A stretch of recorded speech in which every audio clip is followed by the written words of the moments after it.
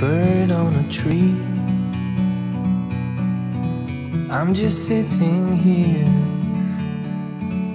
Yo, comment tu vas? Ça va et toi? Bien. Bah, tu bosses sur quoi?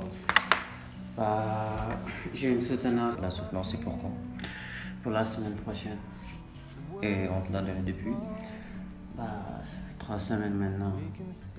Bah, tu blagues, ne me dis pas que tu n'as rien fait. Tu es sur les derniers réglages, j'espère. Non, c'est pas ça en fait. C'est que dans mon groupe, les gens ils travaillent pas, tu vois. J'étais le seul. Ils devaient travailler et puis voilà. Ce genre de discours, on dirait que c'est le mec qui revient la faute sur les autres, comme d'habitude.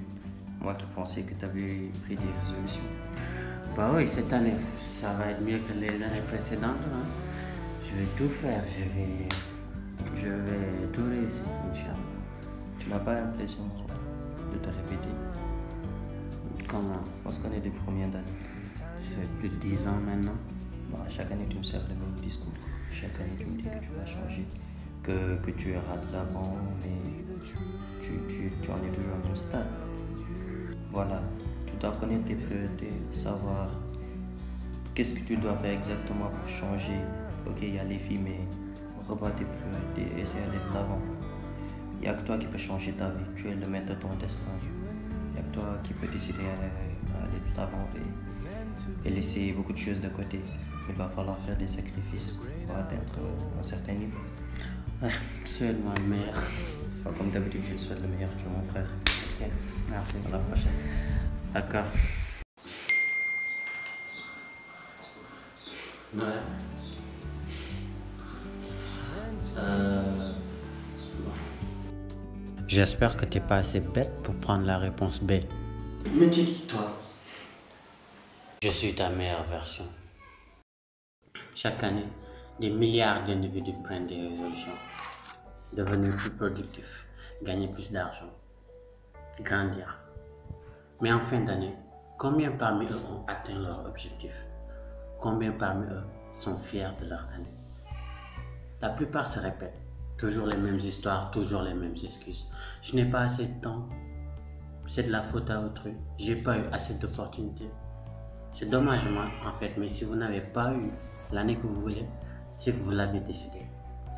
Et la plupart ont tort dès le départ. Ils n'ont pas besoin d'une nouvelle année pour devenir meilleurs. Chaque jour est une opportunité. Une nouvelle année n'y change rien. Des nouvelles résolutions n'y changent rien. Tant que vous ne changez pas votre état d'esprit, vous n'irez nulle part.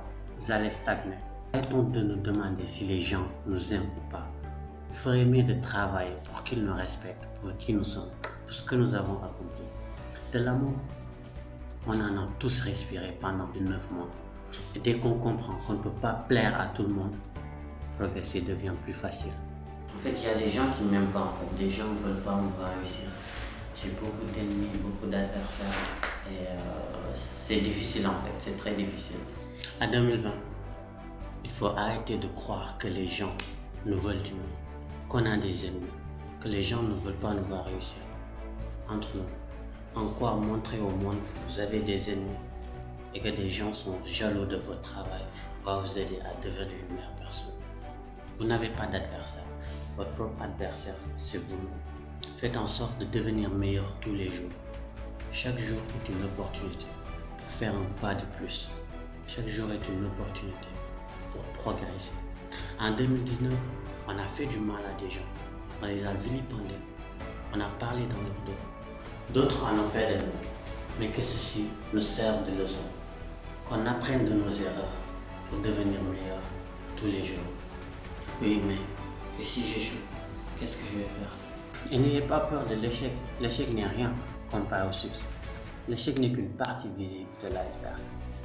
Derrière l'échec, il y a le succès et tout ce qui va avec. Combien ont échoué avant de bâtir quelque chose? Combien ont perdu en finale avant de remporter la coupe? Combien d'entrepreneurs ont échoué avant de bâtir leur business? Combien ont échoué en amour avant de rencontrer leur professeur? L'échec n'est rien comparé au succès.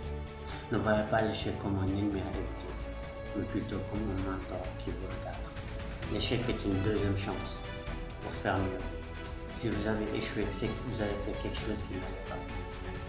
Faites mieux la prochaine fois. Et débarrassez-vous de ces croyances limitantes et tous ces vautours qui vous disent que tu ne peux pas y arriver, que malheur ne vient jamais seul, que des gens ont essayé avant toi et qu'ils ont tous échoué.